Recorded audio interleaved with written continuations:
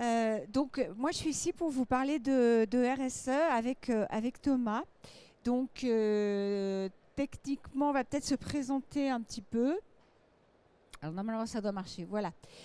On est une agence de communication et d'expertise en RSE, c'est-à-dire qu'on couvre le scope global de la RSE. On travaille à la fois sur les diagnostics et les plans d'action, c'est-à-dire qu'on va dans les entreprises et on leur explique comment ils peuvent agir différemment sur ces sujets de RSE, comment ils peuvent s'engager. Et puis après, on les aide à communiquer, notamment on travaille beaucoup sur tous les sujets d'engagement interne parce que le sujet de la RSE, le sujet principal, le facteur de réussite numéro 1, c'est que ça soit approprié par l'interne. C'est vraiment que l'interne comprenne le sujet, parce que quel que soit le consultant que vous avez en face de vous, c'est pas forcément lui qui va faire le travail derrière, c'est vraiment les gens qui seront sur le terrain, qui vont même trouver leurs propres solutions et faire preuve d'innovation. On est deux. Moi, ça fait 20 ans que je travaille. Je commence par moi, c'est pas poli. Thomas est consultant chez nous, travaille sur les sujets de RSE de manière globale, avec un tropisme particulier sur la biodiversité. Et on a travaillé ensemble sur le secteur de l'optique pour une marque de Luxottica. Et pour ma part, donc ça fait une vingtaine d'années que je suis sur ces sujets-là. J'ai travaillé en ONG, j'ai géré les partenariats économiques du WWF pendant une dizaine d'années. Et puis après, dans le commerce équitable. Donc ça veut dire que depuis que j'ai commencé à travailler sur la RSE, j'ai accompagné une centaine d'entreprises, des grandes, des petites, des moyennes sur ces sujets-là. J'ai pu donc constater à la fois les facteurs de réussite ou les facteurs d'échec aussi, les freins. Et puis j'ai pu aussi constater la manière dont les choses ont extrêmement progressé depuis 5 ans, où c'est complètement différent. Toutes ces progressions et ces progrès, je devrais dire, sont liés à différents facteurs. Bien sûr, il y a le fait que l'urgence écologique est de plus en plus forte, mais il y a aussi le fait que le consommateur est de plus en plus sensible. Ce que je vous disais, c'est qu'on travaille, je vous ai mis quelques-uns de nos clients, c'est pas tant ça qui va vous intéresser que les enjeux socio-environnementaux. Je vais vous dresser le panorama global. On ne va pas trop s'étendre dessus parce que je pense que vous êtes assez au courant. Je vous parle notamment de l'empreinte écologique. L'empreinte écologique, c'est un mode de calcul du nombre d'hectares qu'il nous faut sur Terre pour vivre avec tous nos besoins. Donc pour vivre à la fois avec notre empreinte carbone, donc pour absorber le CO2 qu'on émet, mais également tout ce qui est de l'ordre de notre quotidien, donc à la fois pour manger, pour se vêtir, pour construire nos bâtiments, tous ces sujets qui sont de l'ordre de notre empreinte globale. Vous voyez qu'aujourd'hui, la plupart de la surface de terre qu'il nous faut, c'est pour absorber le carbone. J'aime mieux, moi, parler en termes d'hectares. Aujourd'hui, il faudrait, pour respecter la capacité que la planète nous offre et nous permet de régénérer, il faudrait qu'on consomme 2 hectares. Aujourd'hui, nous, en tant que Français, on consomme 4,5 hectares. Ça veut dire qu'il nous faudrait plus de 2 planètes pour vivre avec les besoins d'un Français. Un Américain, lui, va consommer pratiquement 5 planètes, donc il lui faudrait 4 planètes de plus. Alors, comment est-ce que c'est possible ? C'est possible parce qu'on consomme les ressources des autres, c'est-à-dire qu'un Asiatique, il lui faut à peu près une planète et demie. Il lui faut 3 quarts, il lui faut 1,5 hectare, donc il lui faut beaucoup moins de planètes que nous.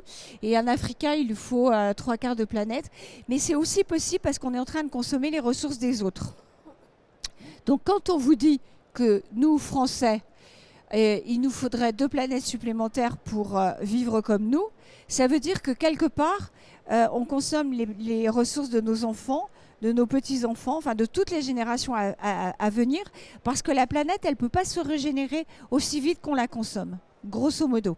Ça, c'est un indicateur qui est simple. Je pense qu'il est simple à comprendre. Vous avez des questions là-dessus ou Est-ce que je me suis exprimée clairement? Il est simple à comprendre, mais il est il alerte beaucoup et il nous met face à la limite de nos ressources et face à l'urgence qu'on a de se comporter différemment. Il y a deux urgences, il y a deux enjeux environnementaux qui sont majeurs. Le premier, c'est le changement climatique. Vous en avez beaucoup entendu parler, je pense. Et le sujet, c'était de limiter à 1,5 degré la hausse des températures d'ici 2050. Aujourd'hui, on voit bien qu'on ne va pas arriver à 1,5, on va essayer de limiter à 2 degrés, mais même limiter à 2 degrés, forcément, il y a des changements fondamentaux qui vont avoir lieu sur Terre. Et notamment en termes de biodiversité. Donc un autre des enjeux, c'est de stopper la disparition des espèces. Aujourd'hui, on estime qu'il y a 60% des espèces qui ont disparu en 50 ans. Alors je vais préciser qu'il y a 60% des espèces connues, parce qu'en fait la plupart des espèces aujourd'hui on ne les connaît même pas. Et quand on sait que la découverte des espèces, elle peut nous servir à plein de choses, à commencer par notre santé, aujourd'hui les anticancéreux sont nés de la découverte d'une petite fleur à Madagascar qui s'appelle la pervenche de Madagascar, et c'est comme ça qu'on a trouvé des molécules qui peuvent agir sur le cancer. L'aspirine, c'est le saule. Donc la plupart des espèces aujourd'hui, toutes les espèces, notamment les espèces végétales, nous permettent de trouver de nouveaux médicaments, de nouvelles solutions. Donc évidemment, on ne les connaît pas toutes, mais plus on va les faire disparaître et moins on va en trouver qui vont pouvoir nous aider. Donc je parle des espèces qui peuvent contribuer directement à notre santé, mais de toute façon, la plupart de la biodiversité contribue quelque part à notre vie sur Terre, quoi qu'il en soit. Je vais passer sur les causes de ces problèmes environnementaux. Après, au niveau social, c'est pas beaucoup mieux, puisqu'il y a des déséquilibres sociaux à long terme qui sont invivables, qu'on ne va pas pouvoir continuer à gérer. Et un de ces déséquilibres, c'est justement le problème des changements climatiques. Aujourd'hui, on se plaint beaucoup des réfugiés. Je pense que vous savez que les réfugiés font l'objet d'un droit. C'est-à-dire que quand on est dans un pays et qu'on est réfugié, c'est qu'on a le droit à y être parce que c'est un droit international. Et on est réfugié pour des raisons politiques, mais on va être de plus en plus réfugié pour des... Enfin, je ne parle pas de nous pour l'instant, mais on aura de plus en plus de réfugiés pour des raisons climatiques. Tout simplement parce que des territoires disparaissent ou parce que des ressources disparaissent. Quand vous n'avez plus le moyen de cultiver votre terre, vous n'avez plus moyen d'y vivre quelque part. Donc on est quand même confronté un ensemble de contraintes qui nous tombent dessus et qui vont faire qu'il faut inventer un autre développement. C'est pour ça qu'en 87, en 72, il y a eu la création du Club de Rome. Je vous parle de ces dates, non pas parce que je veux briller par mon savoir historique, mais juste pour qu'on se rende compte que le sujet, il ne date pas d'hier. Donc comme je vous disais, moi, ça fait 5 ans que je vois les choses vraiment évoluer. Mais en fait, en 72, les scientifiques, avec le rapport Meadows, savaient déjà tout ça.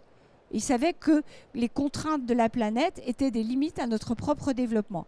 Et c'est en 87 que Madame Brundtland, qui était ministre de l'Environnement au Danemark, a déclaré le concept, a formalisé le concept du développement durable. Le développement durable, c'est un développement qui permet de répondre aux besoins des générations présentes sans compromettre les besoins des générations futures.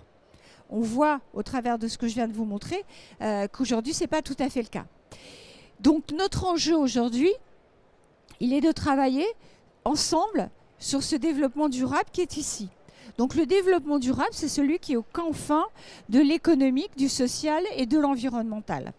Comment est-ce que ça se traduit dans les entreprises? Ça se traduit par la responsabilité sociétale de l'entreprise. Donc on en arrive enfin à cette histoire de RSE. J'aurais fait une petite parenthèse avant.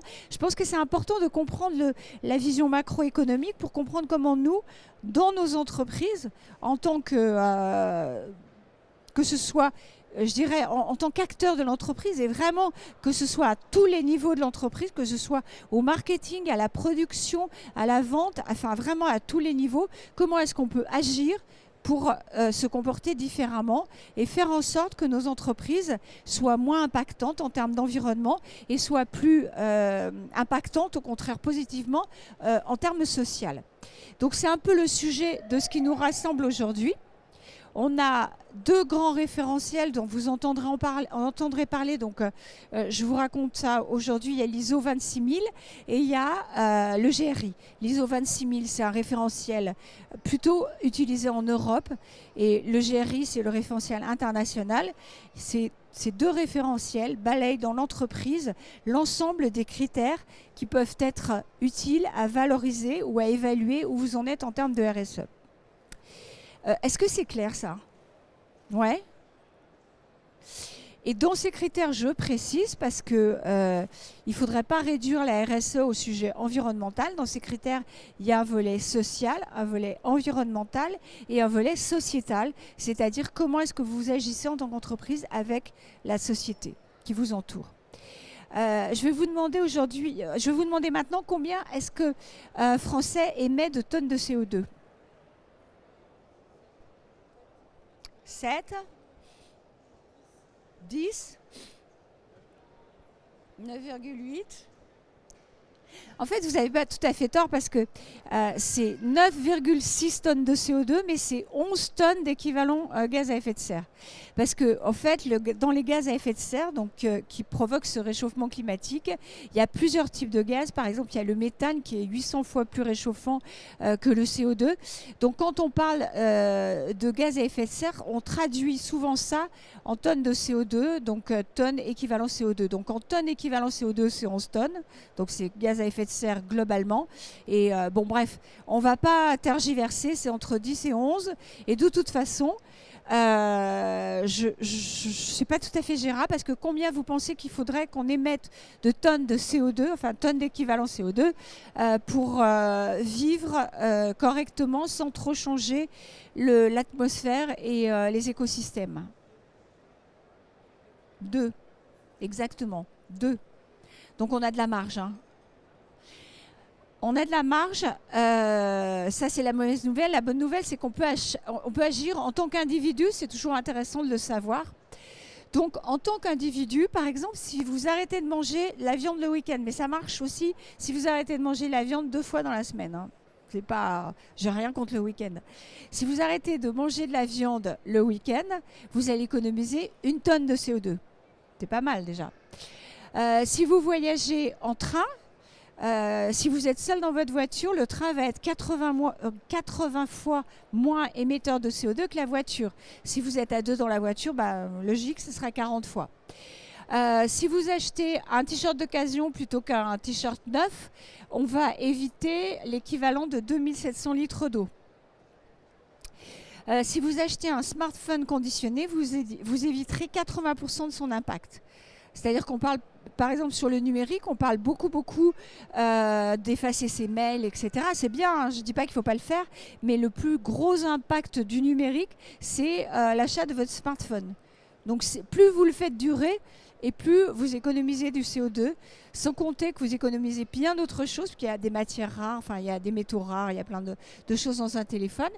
Par exemple, est-ce que vous avez la différence entre... Parce que l'eau devient un réel problème aussi, il n'y a pas que le CO2 dans la vie, il y a l'eau. Et du coup, est-ce que vous savez la différence qu'il y a entre prendre une bain et une douche ? Quand vous prenez un bain, vous faites vous utilisez combien de litres d'eau à votre avis ? Pardon ? 147. 250. Et quand vous prenez une douche ? Non, 30, c'est vraiment la mini-douche. C'est la douche pour enfants qui fait semblant de se laver. Non, une douche, c'est 70 litres. C'est entre 50 et 70 litres. Donc, rien que ce geste-là au quotidien, vous économisez énormément d'eau. Je ne veux pas être le censeur de service, mais il y a des petits gestes qu'on peut faire qui ne vont pas forcément changer profondément votre vie. Par exemple, manger de la viande, c'est pas, on n'est pas obligé d'arrêter parce qu'en plus, l'élevage, quand il est bien fait, il peut au contraire générer de la biodiversité. Mais il faut faire attention à ce qu'on mange et ne pas abuser. Après, le moins mais mieux, ça marche toujours. Hein. quoi qu'il en soit, surtout dans tous les domaines. Alors maintenant, je vais parler plus particulièrement de votre secteur. Donc j'imagine que vous êtes tous dans le secteur de l'optique si vous êtes là. Oui? Vous êtes fabricant, distributeur? Fabricant. Est-ce que vous pouvez vous rapprocher? Parce qu'on va de plus en plus interagir et je suis un peu sourde, je crois. Mais je ne le dis pas trop parce que... Vous êtes fabricant? Vous êtes distributeur, certains d'entre vous? Ouais. Donc que vous soyez fabricant ou distributeur, vous avez de toute façon un impact environnemental, ne serait-ce que ça. Donc ce qu'on s'est dit, c'est que c'était intéressant que vous puissiez mesurer votre impact. Alors vous allez trouver que ça c'est illisible, donc je vais vous expliquer un petit peu. Globalement, quand on fabrique une paire de lunettes et quand on la vend, il y a un impact sur l'ensemble du cycle de vie du produit. C'est quoi le cycle de vie du produit? Il y a 17 critères dans le cycle de vie du produit, donc je ne vais pas tout vous citer. Globalement, vous devez savoir que c'est un peu comme l'empreinte écologique. Quand on calcule l'empreinte d'un cycle de vie du produit, on va tenir compte évidemment des ressources, du sourcing, de la matière première, mais on va tenir compte également de la fabrication. Donc en gris, vous avez ce facteur fabrication. On va tenir compte chez vous de tout ce qui est verre. Ça, c'est toute la partie de fabrication du verre, donc à la fois le polissage, mais à la fois la coupe du verre. Ça, c'est la partie stockage. Ça, c'est la partie transport. Ça, c'est la partie packaging. Ça, c'est la partie distribution, pardon. Et ça, c'est la partie utilisation. Et ça, c'est la partie fin de vie. Alors, en fait, vous voyez que, par exemple, dans une paire de lunettes, la partie utilisation, elle est très importante. Et la partie utilisation, elle est très importante. Pourquoi? À votre avis, qu'est-ce qui peut porter préjudice à l'environnement dans la partie utilisation de la paire de lunettes? Pardon? Nettoyage.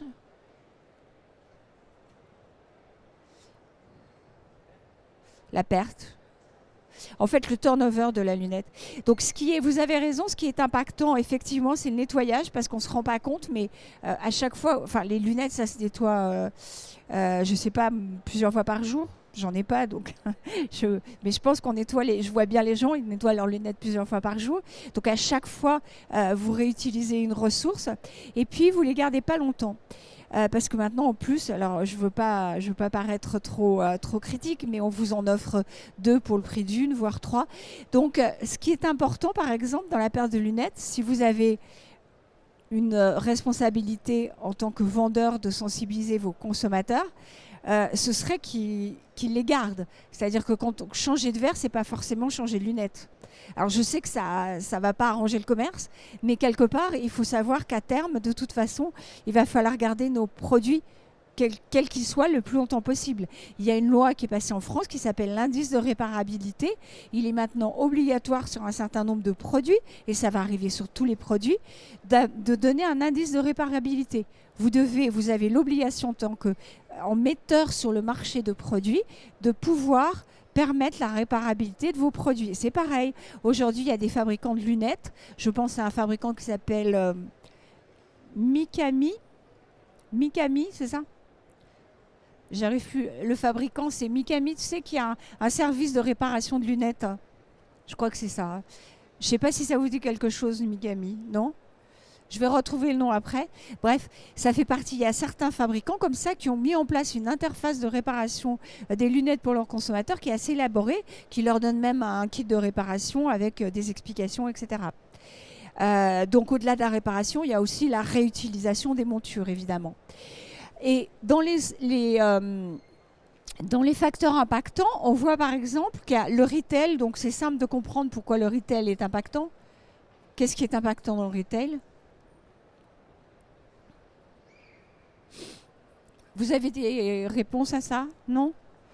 Globalement, quand vous avez un magasin, c'est l'énergie que vous consommez, c'est l'eau que vous allez consommer, notamment, je crois, dans l'entretien des... Enfin, quand on fabrique les... Enfin, pas quand on fabrique les lunettes, mais quand on les monte, il y a aussi des matières premières qui sont utilisées, qui sont impactantes en termes environnementaux. Donc ça, c'est l'impact du retail. Et puis, vous voyez que l'impact de la fabrication est important. Donc là, c'est vraiment comment est-ce qu'on fabrique la lunette, l'impact du polissage, de l'edging, je ne sais pas trop traduire ça en français, mais est important aussi. Et à votre avis, aujourd'hui, les fabricants de lunettes, ils communiquent sur quoi quand ils parlent d'environnement?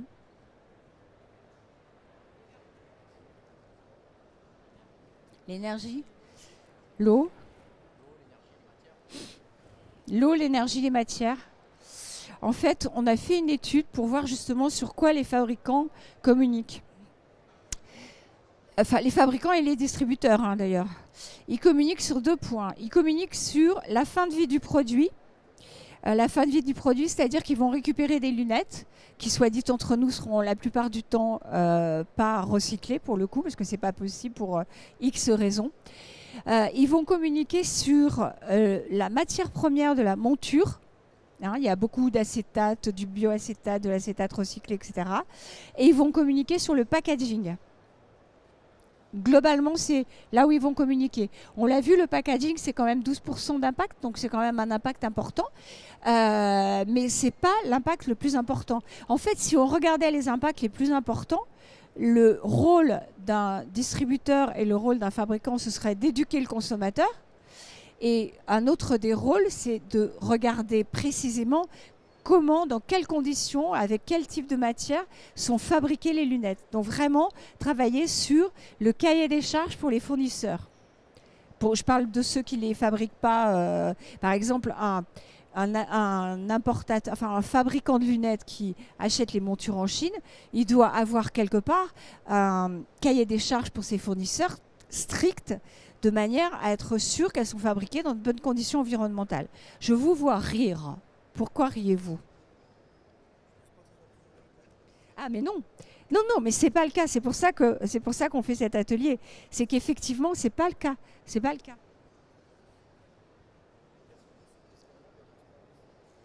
Il y a un manque de transparence, c'est vrai.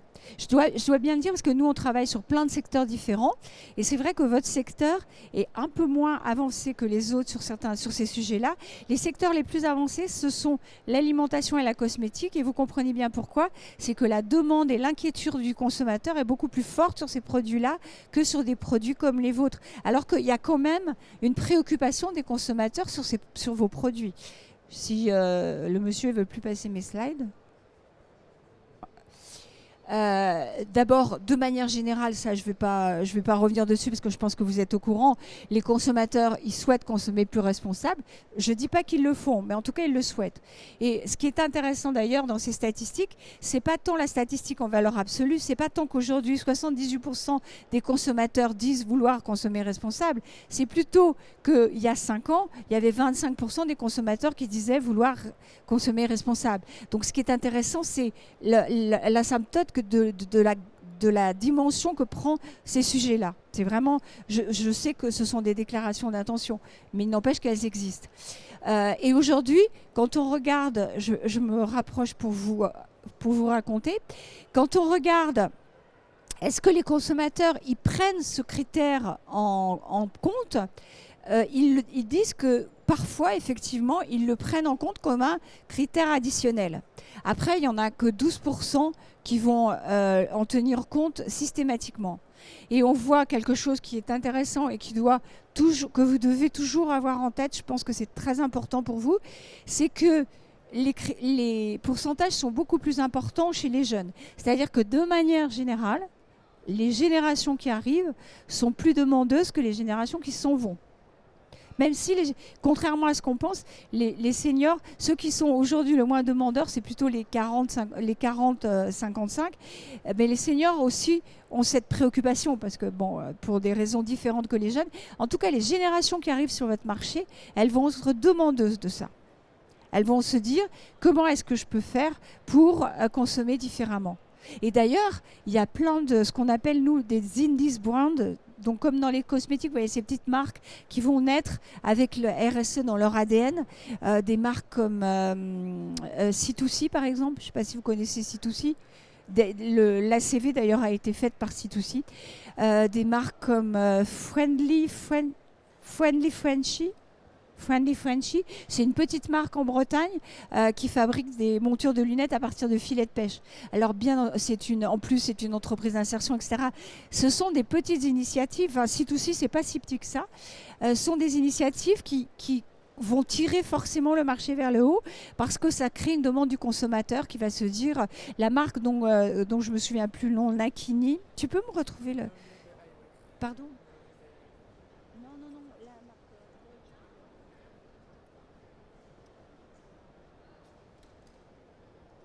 Voilà, Mikita, c'est ça?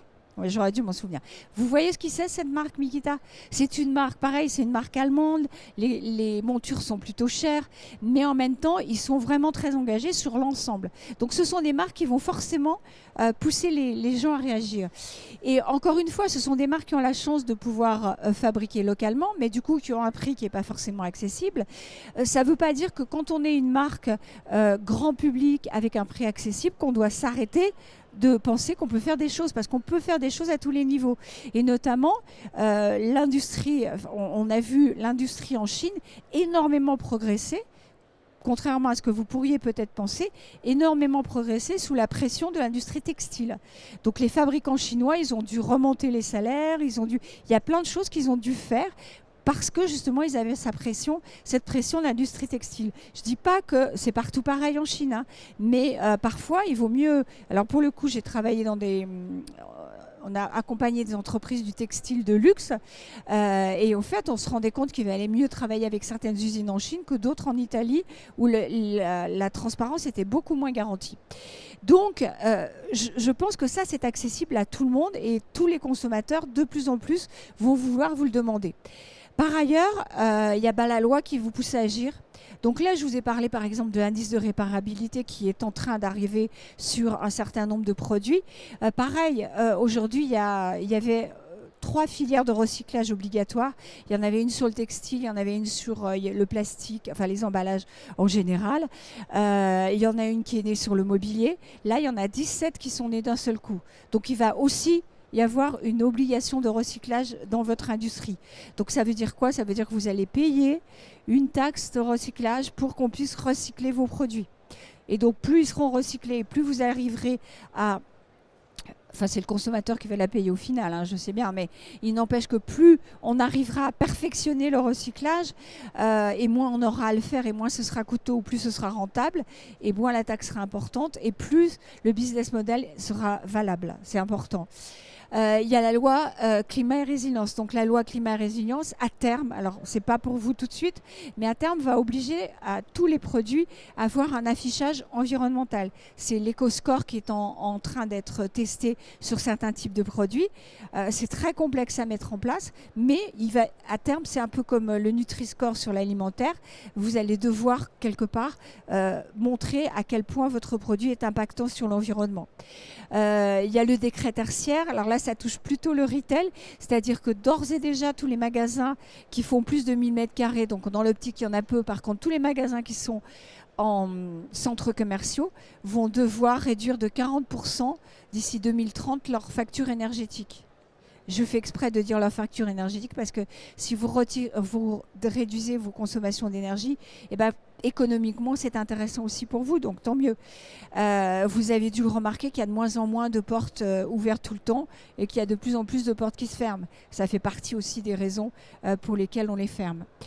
Il y a la loi sur la loi AGEC sur justement la fin du plastique à usage unique. Donc aujourd'hui, quand vous êtes dans la restauration rapide, par exemple, vous n'avez pas le droit de distribuer tout ce qui est emballage et plastique à usage unique. C'est pas encore, il y a encore beaucoup de non-applications en cours, mais les effets de la répression vont être de plus en plus fermes. notamment sur la communication. Alors ça, c'est assez franco-français, hein. Ça ne touche pas l'Europe, parce que le reste sont des décrets européens qui sont appliqués en France, ou ce sont des décrets français qui inspirent l'Europe. Ça, c'est spécifiquement français. Mais c'est aussi en train d'être étudié au niveau européen. Ce sont les allégations environnementales. Donc vous n'avez plus le droit de dire biodégradable sans prouver que votre produit est vraiment biodégradable. Et là, je fais une petite parenthèse parce que le terme biodégradable, par exemple, c'est un terme qui est régulé par un décret européen. Donc, sont biodégradables des produits qui vont se trouver dans une situation d'être dans une terre avec un degré d'humidité important, avec une chaleur précise et avec des micro-organismes précis également. Je crois que vous l'avez remarqué, il y a plusieurs montures de lunettes qui sont considérées comme biodégradables. Est-ce qu'il y a beaucoup d'entre vous qui enterrent leur monture de lunettes dans une terre humide avec des bactéries pour la biodégrader? Et ça dure 10 ans. Hein. Non. Donc tout ça, ça va être... Enfin, je vous dis ça parce que c'est caricatural. Hein, c'est pas le principal de notre problème, mais en tout cas, ça montre bien qu'il faut faire attention à ce qu'on dit, quoi. Parce que le consommateur, en plus, le consommateur, plus on lui dit, plus il est perdu, et du coup, moins il va adopter les bons comportements. C'est pour ça que aujourd'hui, la communication, et ce que je vous disais au début, c'est qu'on travaille aussi sur la communication et on voit que les besoins de communication évoluent parce que le consommateur, il a besoin d'avoir des preuves, à la fois des preuves concrètes, mais à la fois pas complexes, derrière toute affirmation qui va être faite sur ces sujets-là. Et ça, pour le coup, l'encadrement du contenu publicitaire, il est de plus en plus, il y a le Conseil national du commerce qui a édité un guide là-dessus, et donc il est de plus en plus contraint. Mais attention aussi à ne pas traiter que l'environnement, parce que les thématiques de la RSE, elles sont beaucoup plus larges que ça. Là, on a beaucoup parlé environnement parce que c'est la CV, c'est le truc le plus facile à voir. Mais quand vous parlez RSE, il faut expliquer comment est-ce que vous l'avez mise en place, la RSE. Est-ce que vous avez intégré une charte d'achat responsable? Est-ce que vous avez impliqué vos équipes? Est-ce que vous en faites un facteur d'innovation? Est-ce que vous avez une gouvernance sur ces sujets-là dans votre entreprise? Et au niveau social, comment est-ce que vous traitez vos salariés? Comment est-ce que globalement vous leur permettez le bien-être au travail, mais aussi comment vous leur permettez d'évoluer, comment vous leur permettez de pouvoir faire remonter des faits éventuels de discrimination, comment est-ce que vous permettez la diversité dans l'entreprise. Je ne veux pas vous faire un gros laïus sur la diversité, mais on se rend compte que c'est extrêmement facteur de créativité, la diversité, et qu'on a tout intérêt à la mettre en place, sachant qu'aujourd'hui, la diversité, elle est évidemment multiple. Elle est bien sûr sur les personnes en situation de handicap, bien sûr sur les personnes de différentes ethnies, alors que ça, on ne peut pas du tout le mesurer en France, mais c'est important d'avoir des personnes d'origine différentes, des femmes, des hommes et d'origine ethnique différente pour avoir aussi les ressentis de vos consommateurs. Vos consommateurs, ils sont multiples. Il n'y a pas de raison que les salariés ne soient pas multiples également. Après, il y a des facteurs, il y a des secteurs qui sont sous tension en termes de recrutement. Je pense aux magasins, peut-être vous avez du mal à recruter, et du coup intégrer la diversité, c'est aussi un facteur de multiplication des recrutements, d'élargissement des recrutements qui est intéressant. Et puis il y a des facteurs sociétaux. Comment est-ce que ce qu'on appelle les parties prenantes, comment est-ce que vous prenez en compte vos parties prenantes? Donc vos parties prenantes, c'est qui? C'est votre voisinage quand vous avez un magasin ou quand vous avez une usine. Ce sont vos collaborateurs. Comment est-ce que vous intégrez leur opinion dans la façon de gérer vos opérations? Ça peut être l'État, ça peut être la collectivité, ça peut être les associations locales ou internationales. Vous êtes un fabricant, vous pouvez être appréhendé par une association pour avoir dit quelque chose qui n'était pas correct ou qui n'était pas juste, ou parce que vous avez fait les choses de façon un peu foireuse sur certains sujets. Donc comment est-ce qu'on peut discuter avec elle? Voilà.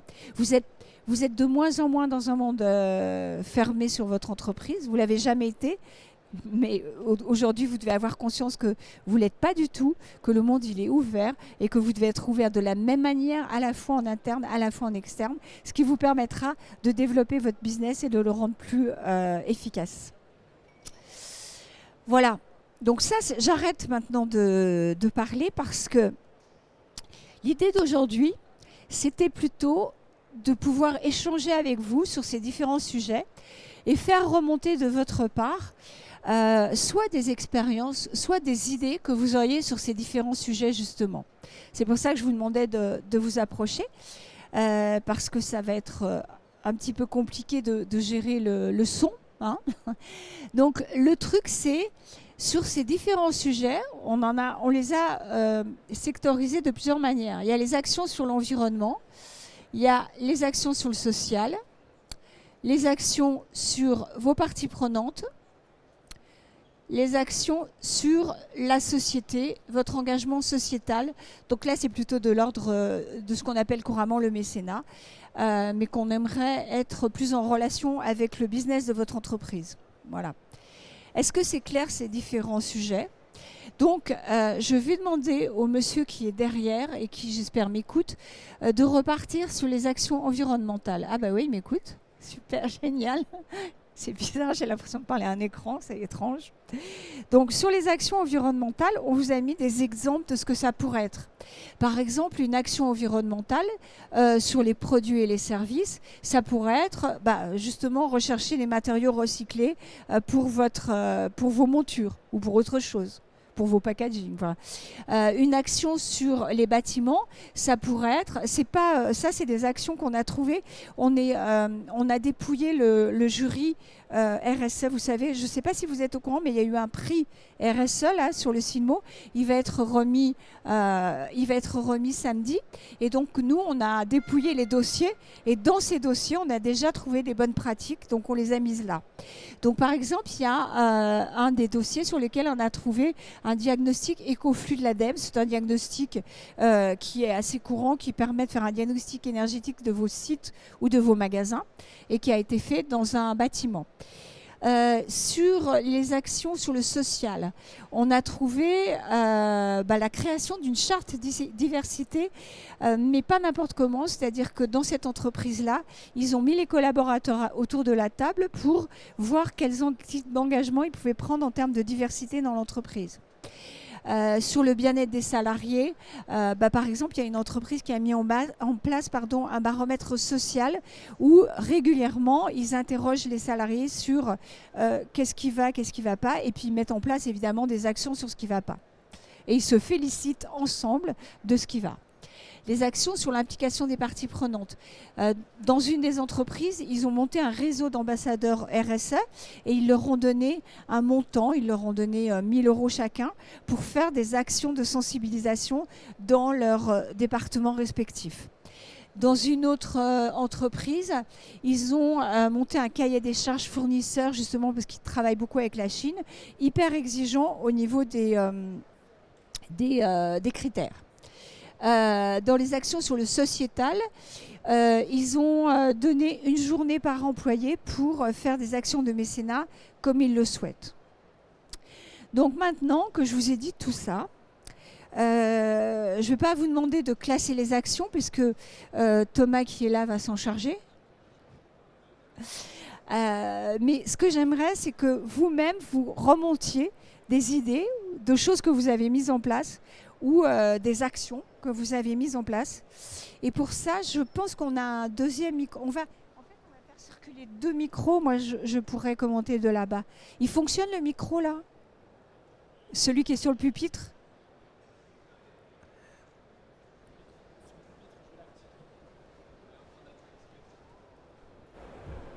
Il fonctionne, c'est parfait. Donc moi, je vous donne mon micro. Je suis pas malade. Ouais, mais ce serait bien d'en faire circuler 2.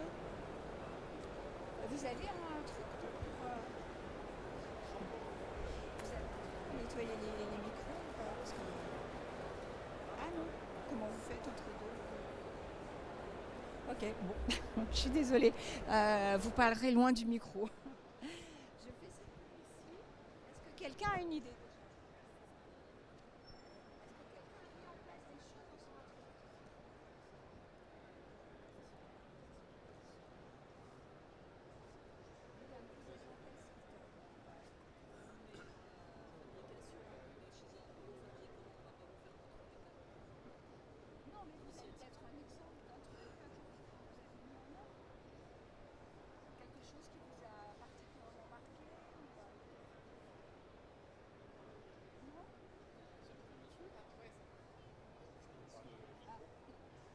Bonjour, je m'appelle Anis Bentisha, je suis le directeur général de SI International. On a le stand qui est juste derrière le camion.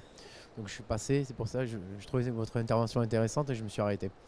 Je ne savais pas que c'était programmé, je n'avais pas vu.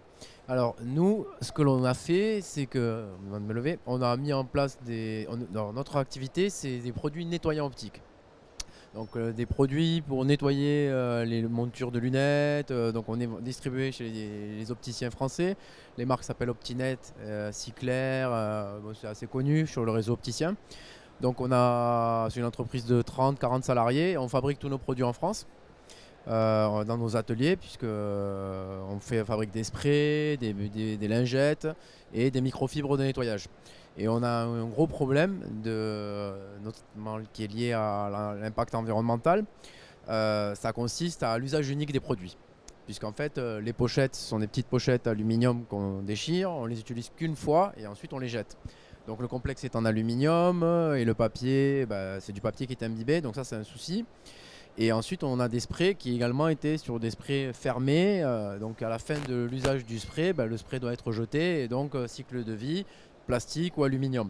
Donc on n'est pas des fabricants de montures, mais on est des produits qui se distribuent en quantité. Et donc sur un horizon moyen court terme, on a le problème de l'impact environnemental de nos produits puisque c'est de l'emballage. Donc ce qu'on a mis en place, c'est une politique, il y a plusieurs aspects, je ne vais pas rentrer en tous les aspects, mais on a mis en place une politique d'étude de notre impact plastique, de ce que l'on consommait à tous les niveaux de la chaîne de fabrication sur le tonnage de plastique que l'on utilise. On l'a recensé, c'est très très long au niveau industriel à faire, surtout quand vous n'avez jamais fait. Donc ça, c'est un projet qui a démarré il y a plusieurs années. On a réussi à cartographier notre consommation et puis ensuite on a commencé à travailler sur en quoi on pouvait améliorer la réduction de notre usage de tonnage de plastique. Ça va du film palette à l'emballage, au plastique qui est utilisé pour fabriquer le microspray. Donc on a démarré là-dessus. Ensuite on a réussi à trouver des sources de plastique recyclé. Alors il faut savoir que tout le monde parle du plastique recyclé, mais c'est très compliqué de trouver du plastique recyclé en quantité quand vous êtes un industriel. Les sources sont faibles. Donc c'est pas toujours évident à sourcer et à trouver.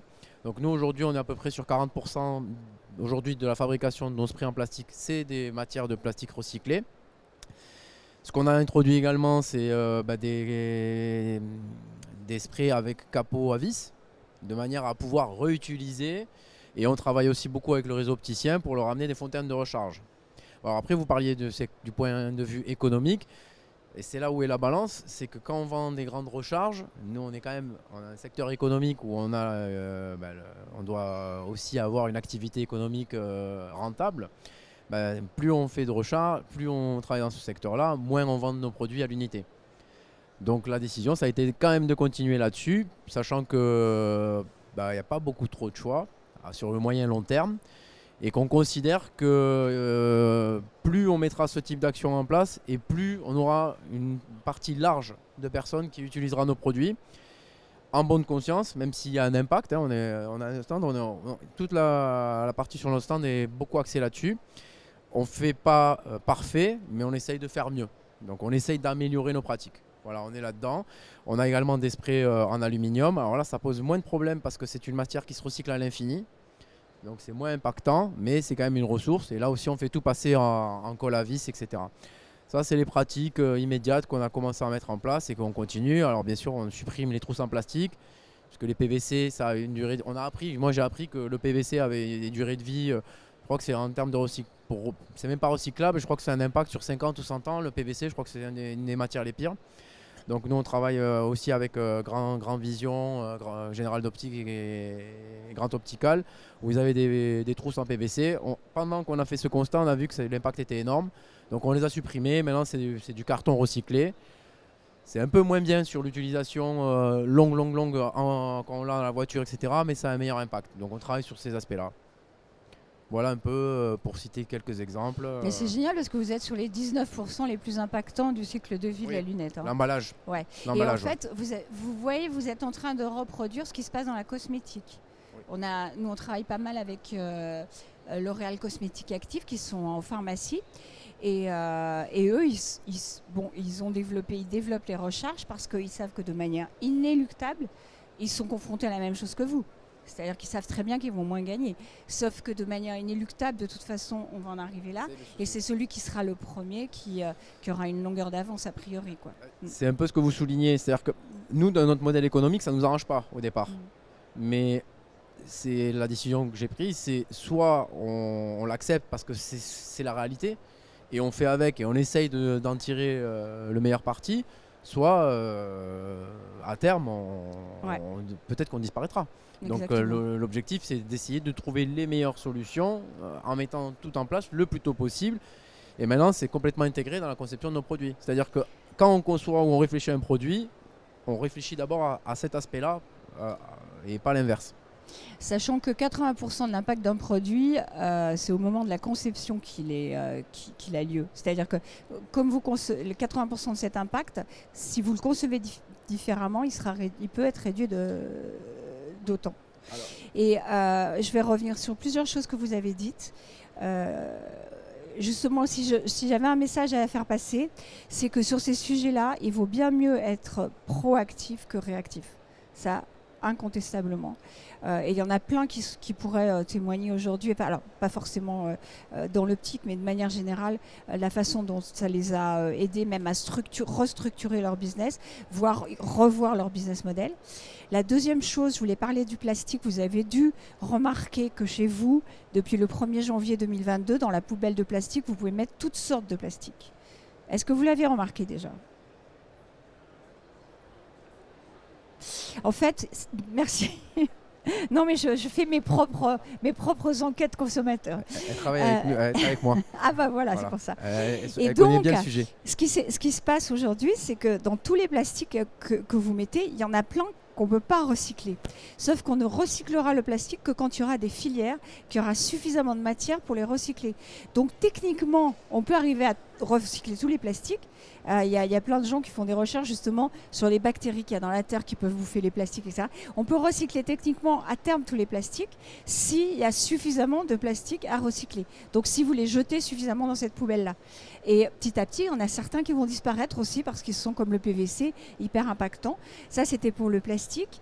Et pour l'usage unique, je pense que là, vous êtes en plein dans la loi GEC, donc ça va vous tomber dessus à un moment donné. L'usage unique, on n'a pas trouvé la solution pour nos lingettes. Ça, c'est un produit pour nous, c'est un vrai problème. On réfléchit, mais là, on n'a pas encore trouvé de solution. Ça, c'est un vrai souci. Ce qui est intéressant, c'est de réfléchir aussi avec des acteurs complètement hétérogènes. On a monté un groupe sur par exemple, pour réfléchir aussi au sujet de restauration. On a fait venir des designers, des gens qui viennent de l'industrie automobile. Parce que ce qui est intéressant, c'est que, notamment sur ces sujets-là, souvent, il y en a qui ont trouvé des solutions dans des secteurs complètement différents qui peuvent être appliqués aux vôtres. Peut-être que vous auriez intérêt à réfléchir avec la restauration, par exemple, voir comment ils ont résolu leurs problèmes. En tout cas, merci pour votre témoignage. Merci beaucoup. Est-ce que quelqu'un d'autre peut témoigner aussi ou poser une question d'ailleurs?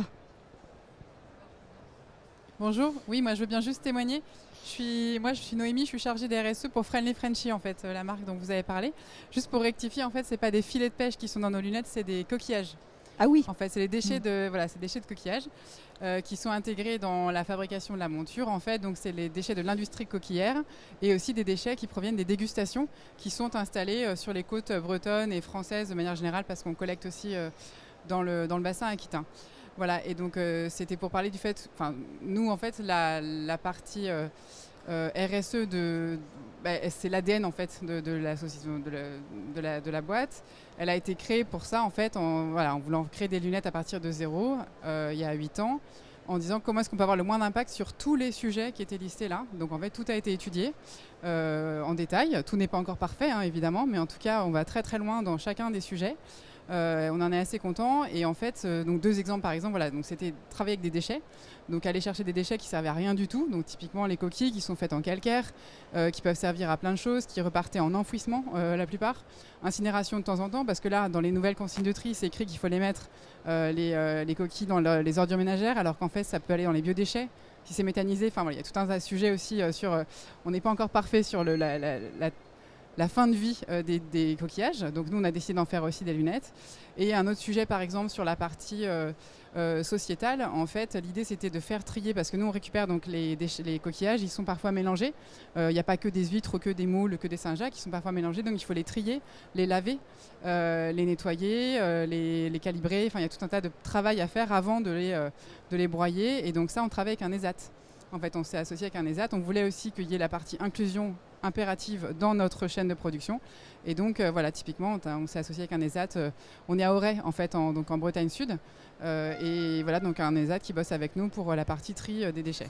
Donc après, la liste est très très longue, donc je ne vais pas tout vous lister sur ce qu'on fait, mais en tout cas, il y a plein de choses à faire. On a une grande chance. Alors Noémie, que je connais par ailleurs, oui, c'est ça, en fait, on s'est déjà rencontrés. N'était pas du tout dans ma lunette avant. Non, et du coup, moi, je trouve que c'est très intéressant, au contraire, d'avoir ce témoignage. Et quand on a, je pense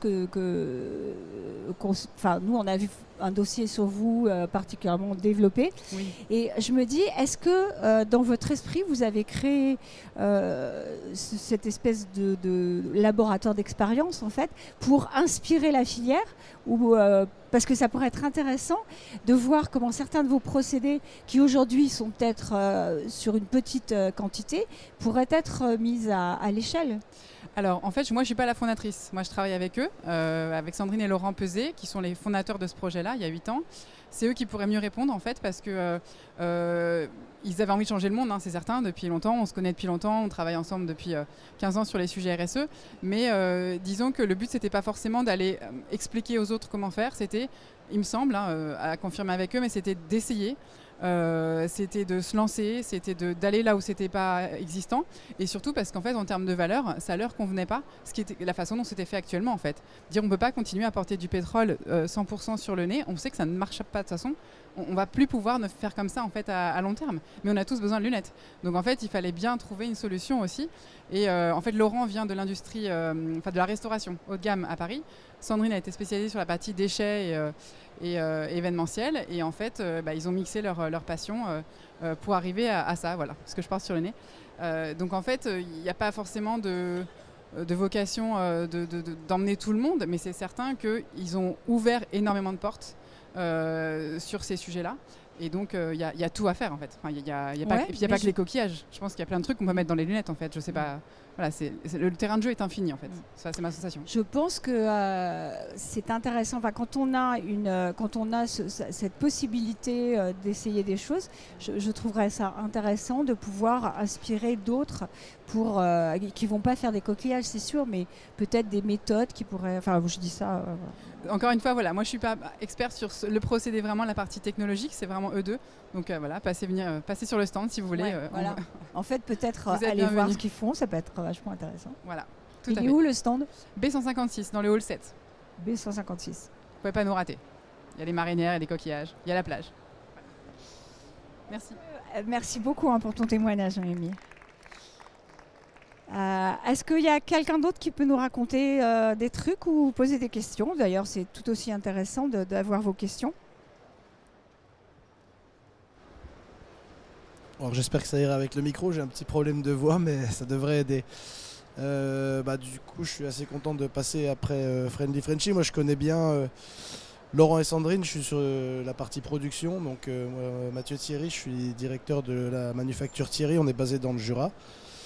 Et donc nous on est sous-traitants dans la fabrication, et donc on a beaucoup travaillé depuis plus d'une dizaine d'années sur la RSE, sans savoir que c'était de la RSE au départ. C'était pour nous des sujets importants, notamment autour de l'énergie. On a beaucoup travaillé sur la partie énergie et consommation d'eau, et puis depuis 2-3 ans on se tourne sur l'aspect sociétal et puis social de la RSE. Donc on a vraiment mis le mot RSE sur les sujets sur lesquels on travaille. Pour nous aujourd'hui, un des gros enjeux sur lesquels on n'arrive pas vraiment à avoir de réponse, et puis c'est un petit peu une problématique que j'ai déjà évoquée plusieurs fois avec Laurent de Friendly Frenchy, c'est sur le recyclage des déchets, en fait, sur l'usinage. Il faut savoir que plus de 70% de la matière première qu'on va utiliser part à la poubelle. Donc c'est énorme. Et aujourd'hui, on n'a pas vraiment de solution pour réutiliser cette matière-là. Donc bien sûr, il y a des essais qui ont été faits, et puis il y a des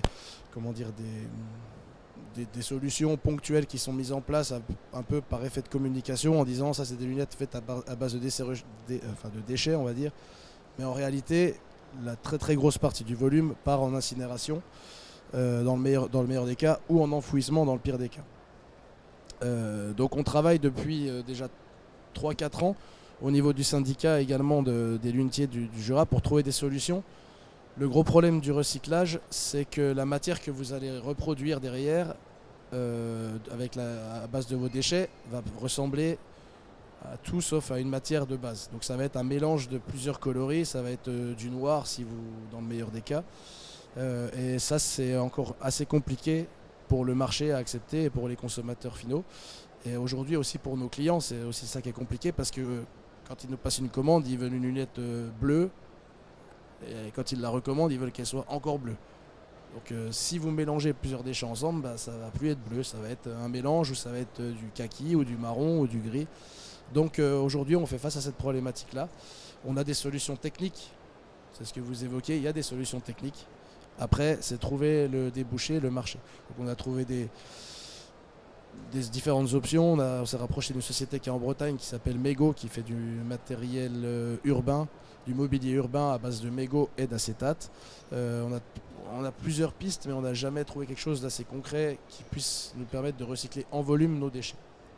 Donc voilà, aujourd'hui, le thème RSE pour nous est important, mais on a travaillé sur pas mal de sujets, on a bien avancé. Aujourd'hui, pour moi, ce qui est le plus préoccupant, c'est la partie déchets, parce que aujourd'hui, comme on l'a dit, il vaut mieux être proactif que de subir sur ces sujets-là. Aujourd'hui, on n'a pas de contraintes particulières, mais ça va arriver un jour ou l'autre où on va nous dire écoutez, vos déchets d'acétate, ça va coûter 10 fois plus cher pour s'en débarrasser parce que vous n'avez pas le droit de les enfouir comme ça, quoi. Donc voilà, c'était un petit témoignage, on va dire, mais plus une ouverture de discussion. Pour le coup, je pense que c'est un vrai sujet dans la filière. C'est l'impact fabrication, ça. Hein, vous avez et nous, on a eu plusieurs fois des témoignages dans ce sens quand on voit qu'effectivement vous avez 70% de déchets, c'est quand même incroyable.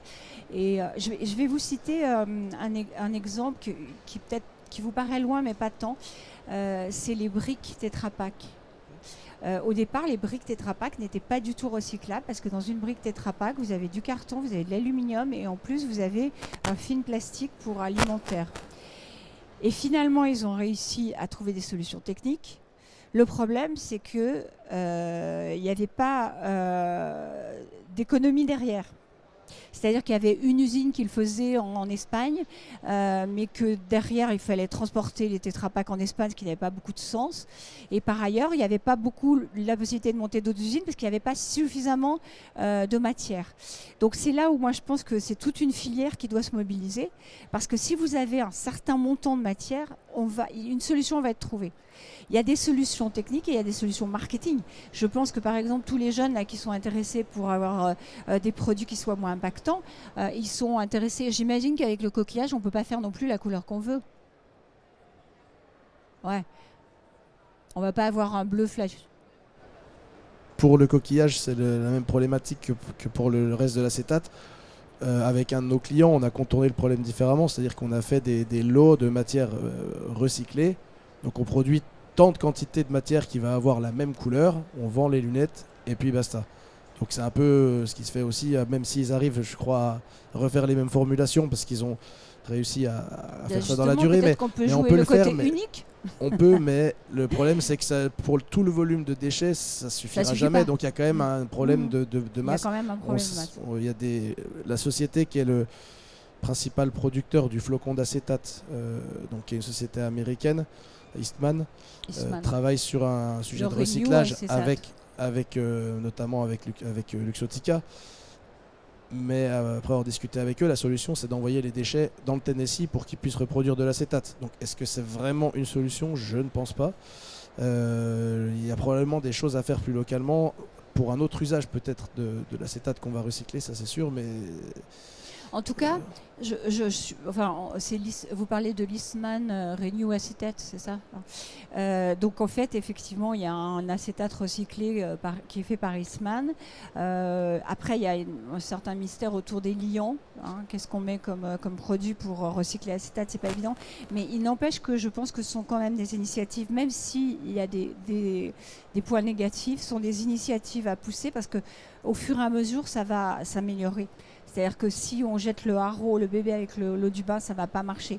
Et donc, en l'occurrence, pour le coup, ça me paraît être un vrai problème de filière. Quand je vous parle de Tetra Pak, c'est toute la filière, parce que Tetra Pak, c'est une des marques, mais c'est toute la filière qui avait pris le sujet.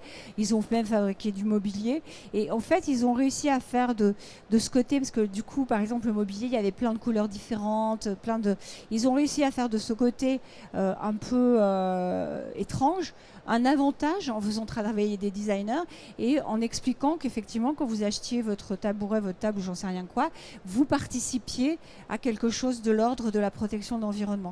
Et peut-être que sur les lunettes, il y aura une partie de la population qui va se dire moi, je suis fière de porter des lunettes qui une couleur bizarre parce que c'est... Enfin, vous savez, moi je suis utopiste, hein, mais parfois les utopies se réalisent.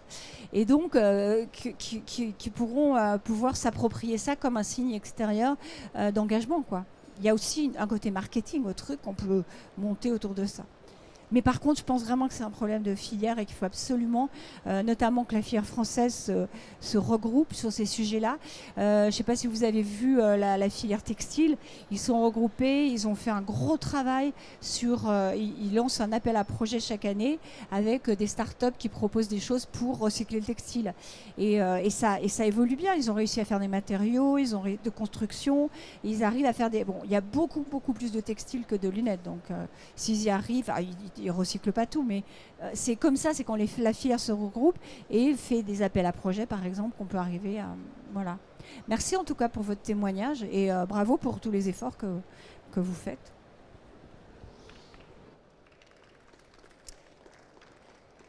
Est-ce qu'il y a d'autres témoignages, d'autres questions? Merci pour votre témoignage. Hein. Est-ce qu'il y a d'autres témoignages ou des questions? Vous avez la possibilité de poser toutes les questions que vous souhaitez à cet instant précis. Parce que dans 10 minutes, c'est payant.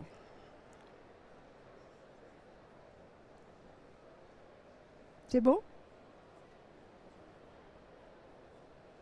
Bon, j'espère que ça vous a plu.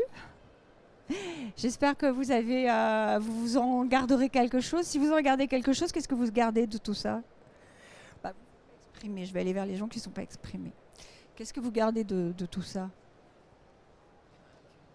On n'a pas le choix. On n'a pas le choix. Et vous? Moi, ce que j'en garde, c'est de faire beaucoup plus attention lors de nos choix de produits. Et de regarder vraiment, parce que des fois on s'éparpille, et c'est ce que vous disiez, et c'est de se dire de vraiment faire le choix en fonction des impacts. Donc je vais retenir surtout ça de votre présentation. Si vous retenez ça, c'est génial parce que ça fait partie du message principal. Vous avez vu que la matière, on en parle beaucoup de la matière, mais c'est 6% de l'impact. Non, même pas 6, je crois que c'est 4. Donc effectivement... Eh bien, écoutez, merci à vous de participer à la protection de la planète. Au revoir.